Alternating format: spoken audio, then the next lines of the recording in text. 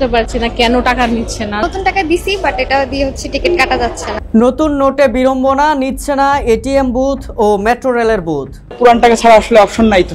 কি জানি, আমি বলতে পারতেছি না কেন এটা হচ্ছে। মানে আচ্ছা, আমি আসলে নতুন টাকা দিছি বাট এটা দিয়ে হচ্ছে টিকিট কাটা যাচ্ছে না। চলতি মাসে বাজারে এসেছে 3 ধরনের নতুন নোট, যাতে দেশের গুরুত্বপূর্ণ ঐতিহাসিক, প্রাকৃতিক ও সাংস্কৃতিক প্রতীকগুলো ফুটিয়ে তোলা হয়েছে। নতুন এই নোট সংগ্রহে মানুষের আগ্রহ বিপুল, ফলে অনেকেই খোলা বাজার থেকে বাড়তি দামে কিনে তা সংগ্রহ করছেন।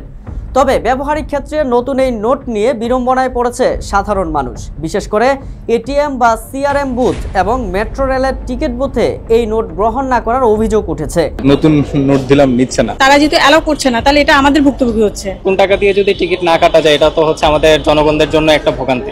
সামাজিক যোগাযোগ মাধ্যমে ছড়িয়ে পড়া কিছু ভিডিওতে দেখা গেছে এক ব্যক্তি 1000 টাকার নতুন নোট হাতে নিয়ে বলছেন কোনো দোকানদার এই টাকা গ্রহণ করছে না। যারা অতিরিক্ত দাম দিয়ে নতুন নোট সংগ্রহ করেছে তাদের মধ্যে একজনের দাবি, তিনি একাধিক দোকানে গিয়েও কাউকে বুঝাতে পারেননি যে এটি বৈধ ও বাংলাদেশ ব্যাংক থেকে ইস্যু করা নতুন নোট। আরেক ভিডিওতে দেখা গেছে একটি এটিএম বুথে নতুন এই টাকা জমা দেওয়ার চেষ্টা করা হলেও মেশিনটি সেটি গ্রহণ করছে না। এতে নতুন নোট নিয়ে গ্রাহকদের মধ্যে উদ্বেগ ও বিভ্রান্তি তৈরি হয়েছে।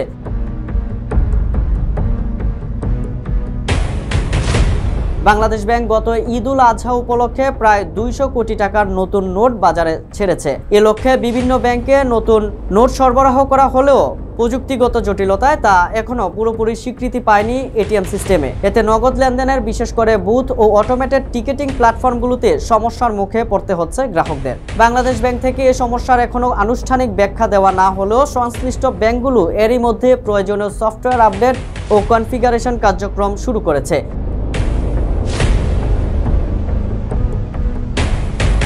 তবে এর আগে জনগণের মধ্যে সচেতনতা সৃষ্টি ও বুথ ব্যবস্থাপনার মান উন্নয়ন করা হলে এই বিড়ম্বনা এড়ানো যেত বলে মনে করছেন বিশ্লেষকরা।